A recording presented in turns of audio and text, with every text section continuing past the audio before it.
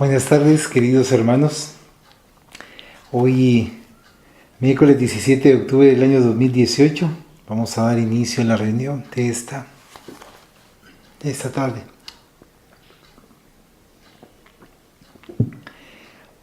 Iniciaremos con la oración de inicio.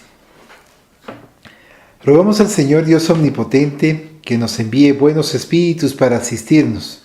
Aleje a los que pudieran inducirnos en error y que nos conceda la luz necesaria para distinguir la verdad de la impostura. Apartar también a los espíritus malévolos, encarnados o desencarnados, que podrían intentar poner la discordia entre nosotros y desviarnos de la caridad y amor al prójimo. Si alguno pretendiese introducirse aquí, hacer que no encuentre acceso en el corazón de ninguno de nosotros.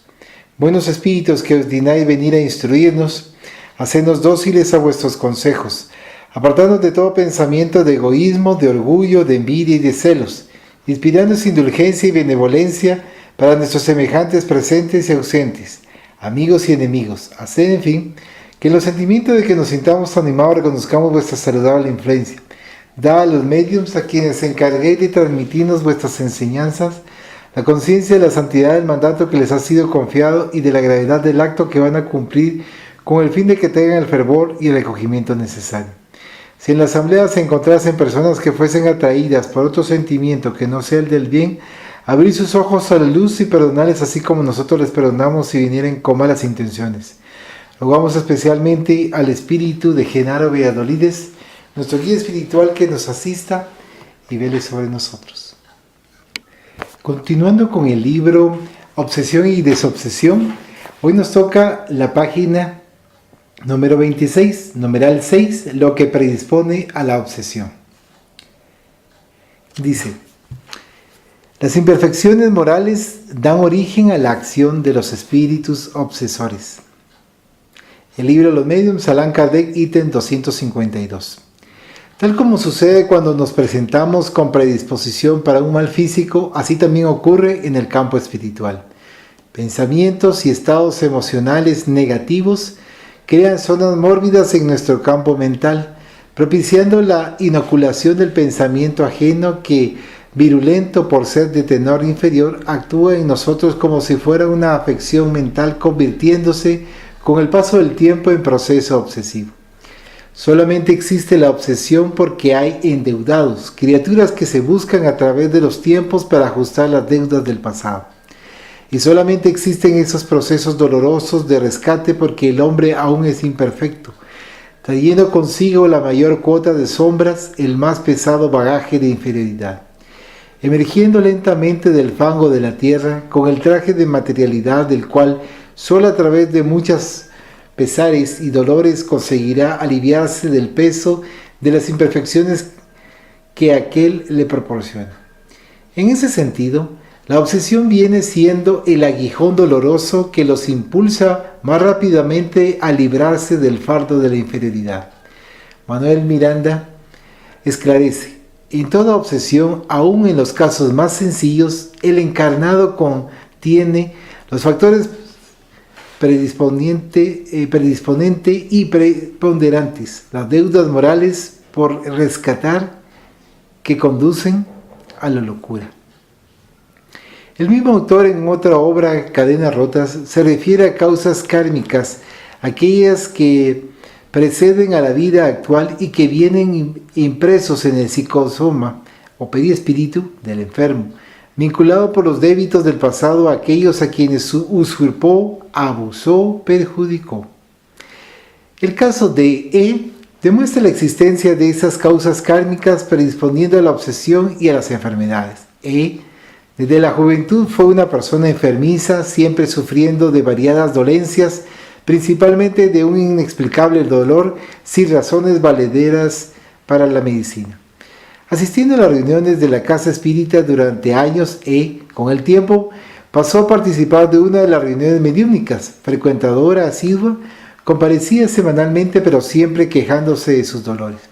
Cierto día, en la reunión, y para sorpresa suya, escuchó la comunicación de un espíritu que dijo haber sido su esclavo en existencia anterior y que muriera de hambre y sed, después de pasar días encadenado por su orden, confesó que hace años la perseguía y después de oír las ponderaciones del adoctrinador dijo que la dejaría siempre y cuando le pidiera perdón. A pesar de conocer el mecanismo de la reencarnación y de la ley de causa y efecto, a pesar de conocer la ley de amor y las enseñanzas evangelizadoras que el espiritismo vino a revivir, se negó a pedir perdón a un negro esclavo, evidenciando todo el orgullo que aún lleva dentro de sí. Es que, en realidad, no obstante, conocer la doctrina espírita aún no la sentía en el corazón. Hoy, con avanzada edad, la señora continúa cargando sus males agravados por la edad y por la persistencia en el orgullo, principalmente padeciendo de dolores en las piernas, atada como está a su pasado como esclava de la prepotencia y del egoísmo, a pesar de recibir semanalmente el pase.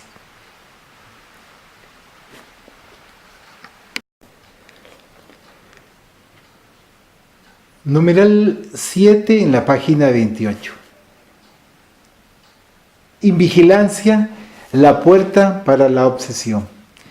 Estáis de sobreaviso, vigilad y orad, porque no sabéis cuándo será el tiempo. Jesús. Marcos 13:33. En la existencia de factores que la predisponen, causas kármicas, facilitan la aproximación de los obsesores que de alguna manera necesitan descubrir el momento propicio para establecer una completa y deseada sintonía. Este momento tiene por nombre invigilancia. Es la puerta que se abre para el mundo íntimo, facilitando la incursión de pensamientos extraños cuya finalidad es siempre la convivencia degradante entre mentes desequilibradas, el inevitable encuentro entre el acreedor y el deudor, los cuales no consiguieron resolver sus divergencias por los caminos del perdón y del amor. Es el instante en que el cobrador finalmente toca las puertas del alma de quien le debe, y siempre lo hace en esas circunstancias por la agresión, que se presentará vestida de sutilezas, obedeciendo a un plan hábilmente trazado o de manera frontal para aturdir y desequilibrar de una vez a la víctima de hoy. Existen muchos momentos de invigilancia, todos los tenemos en innumerables ocasiones.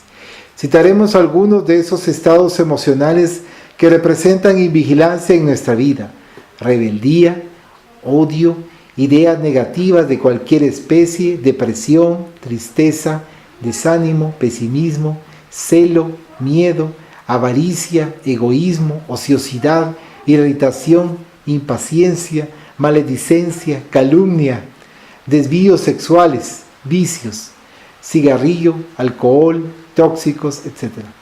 Nos advierte el espíritu Sheila, toda vez que alguna de estas señales aparezca en el tránsito de nuestras ideas, la ley divina está presente, recomendándonos la prudencia de parar, amparándonos en la oración o en la luz del discernimiento. Un momento de invigilancia puede ocasionar serios problemas, ya que este es el instante en que el obsesor intenta conseguir la sintonía que necesita para llevar adelante sus planes de venganza. Conviene resaltar que un minuto o un instante de miedo, rebeldía, impaciencia, etc., no significa necesariamente que la persona se encuentre obsesada, pero que una ocasión de estas podrá ser utilizada por el obsesor como oportunidad que él espera para inyectar en la víctima sus ideas turbadas. Si estos estados de invigilancia pasan a ser constantes, repitiéndose y volviéndose una actividad habitual, ahí obviamente estará configurada la predisposición para el proceso obsesivo. Recordémonos de que cualquier idea fija negativa que nos perturbe emocionalmente es siempre señal de alarma, ante la cual deberemos hacer valer en nuestra vida la sabia enseñanza del Maestro. Estáis de sobreaviso, vigilad y orad, porque no sabéis cuándo será el tiempo.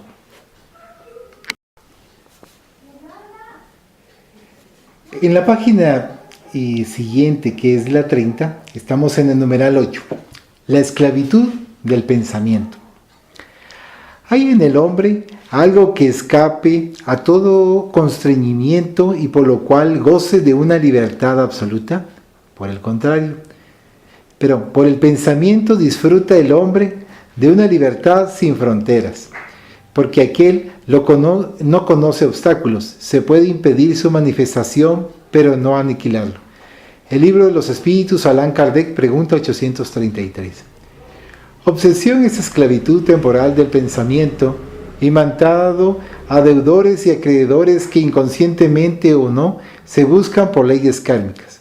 Por el pensamiento nosotros nos liberamos o nos esclavizamos. El hombre no ha sabido utilizar el pensamiento. Solamente ahora se entera de sus propias potencialidades, solamente ahora comienza a descubrir que él es el que piensa, que sus pensamientos son él mismo, esto es, expresan su individualidad, la esencia misma de lo que realiza, con todas las particularidades que integran su personalidad. Únicamente ahora el ser humano está percibiendo que se ha mantenido cercenado, disminuido por haber viciado su pensamiento, acostumbrándolo a transitar por entre las bajas esferas, que van de los instintos a las pasiones que lo avasallan, que se hace esclavo de estos, alimentándose de los vicios y siendo por ellos dominado. Solamente con el desarrollo de los siglos es que el raciocinio humano está comenzando a accionar sus inmensos recursos para las más elevadas finalidades del espíritu, recibiendo las sublimes enseñanzas de Jesús y aún así habituado a manipular el pensamiento para ponerlo al servicio de sus intereses egoístas. Distorsionó por casi 2 milenios el mensaje esclarecedor del Evangelio. Lentamente, las criaturas están descubriendo las ilimitadas potencialidades que tienen en sí mismas. Pocos se han dado cuenta de que cada ser es un universo en miniatura, expansible por el pensamiento y por el sentimiento y que posee como atributo la eternidad. La doctrina espírita, reviviendo las enseñanzas de Cristo, ha contribuido fundamentalmente a despertar al hombre para la verdad. El espiritismo vino a enseñar la liberación del pensamiento, sometido al peso inmensurable de la esclavitud material, mostrando la espiritualidad que existe en cada ser, la cual hasta ahora la gran mayoría prefirió ignorar. Las obsesiones son en realidad esclavitud temporal de la mente, es el vuelo del pensamiento súbitamente detenido, prisionero. Aunque el hombre moderno se enorgullece de sus conquistas, arregla 1000 pretextos para tornarse esclavo, no solo de sí mismo, sino también de otros hombres, de situaciones y principalmente de las cosas materiales, vanagloriándose inclusive de esas preferencias, completamente ignorante de las verdaderas metas de la vida y de sus reales valores.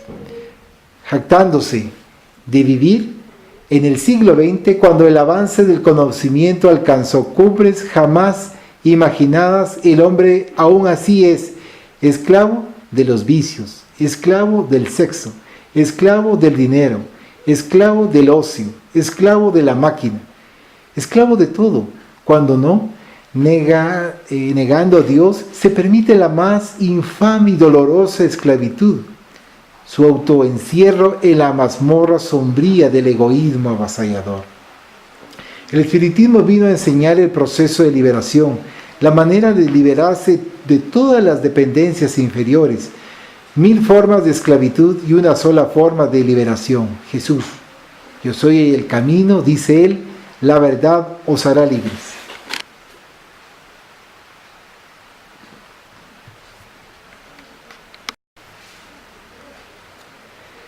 En la página 32 tenemos el numeral 9, el proceso obsesivo.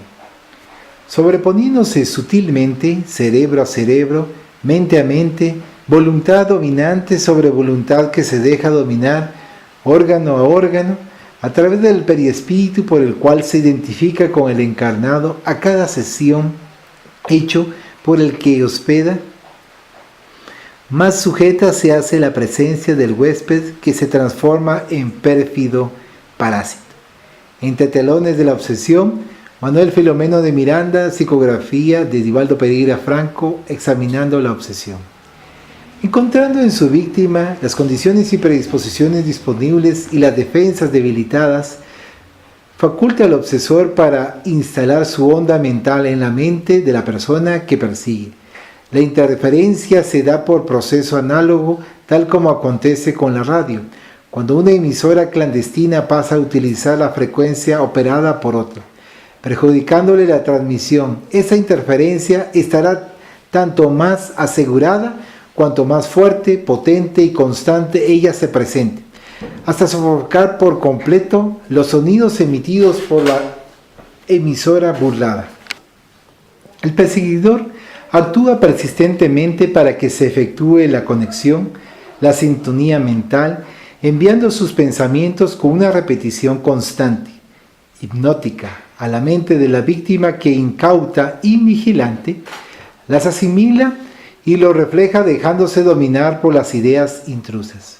Kardec explica que hay también un envolvimiento fluídico. En la obsesión, el espíritu actúa exteriormente con la ayuda de su perispíritu que él identifica con el del encarnado, quedando finalmente envuelto por una tela y obligado a proceder contra su voluntad. Se produce entonces afinidad entre las auras de ambos, una identificación cuyas raíces se encuentran en los compromisos del pasado, posibilitando la sintonía inicial que, por carencia de méritos morales del paciente y por su invigilancia, se transforma en obsesión. Inicialmente, es una idea que el perseguidor emite y que repetida acaba por fijarse, perturbando el flujo del pensamiento de quien está siendo señalado como objeto de persecución. Teniendo la libertad de escoger para rechazar o aceptar los pensamientos intrusos, la víctima generalmente se deja dominar, se vuelve pasiva, por traer en los repliegues de la conciencia la sensación de culpa o, conforme sea el caso, por complacerse en el matrimonio mental que se está instalando. El obsesor actúa ansiosamente hasta alcanzar a través de la perseverancia la persecución sin tregua y la acción constante de su voluntad, someter y subyugar a su deudor. Es una guerra sin cuartel que no tiene hora ni lugar, que se procesa de manera silenciosa y oculta, teniendo como campo de batalla las conciencias endeudadas y como arma el pensamiento de los contendores. El obsesor utiliza las más variadas estrategias, diferentes tácticas, dependiendo de su grado de inteligencia. Aquel que está siendo perseguido puede aparentemente presentarse indefenso, pero aún así, el mayor de los endeudados tendrá a su alcance el escudo de la oración y el amparo de los mentores de luz, que le ofrecerán los recursos para su defensa. La mayoría, no obstante, se encierra en el calabozo de sus propios errores, no vislumbrando las sagradas oportunidades de redención que el Padre ofrece. Apartándose a propósito de la luz, se deja envolver por las tinieblas. Esta duración hasta que la víctima se resuelva salir finalmente para buscar la claridad de un nuevo día. André Luis, en el libro Liberación, analizando la obsesión de Margarida, la denominó de cerca temporalmente organizado y observó que los obsesores actuaban de manera cruel y meticulosa. La acompañaban permanentemente espíritus hipnotizadores. Entre las técnicas utilizadas por ellos, destacamos la que se podría llamar de vibraciones maléficas, esta es, energías desequilibrantes y perturbadoras que eran aplicadas por los verdugos con la finalidad de postrarla y vencerla definitivamente. Aparte del asedio mental, el perseguidor utiliza también el envolvimiento fluídico para doblegar al paciente, debilitando sus fuerzas hasta llevarlo al estado de postración total. Bajo ese estado, no está en condiciones de luchar por sí mismo, por estar cercenado mentalmente y agotado físicamente. Después de consolidar el cerco, el obsesor pasa a controlar a su víctima por telepatía, favorecido ahora por la sintonía mental que se estableció entre ambos, Esa comunicación mental es muy estrecha. No importa la distancia, el perseguidor controla al perseguido que actúa teleguiado por la mente más fuerte.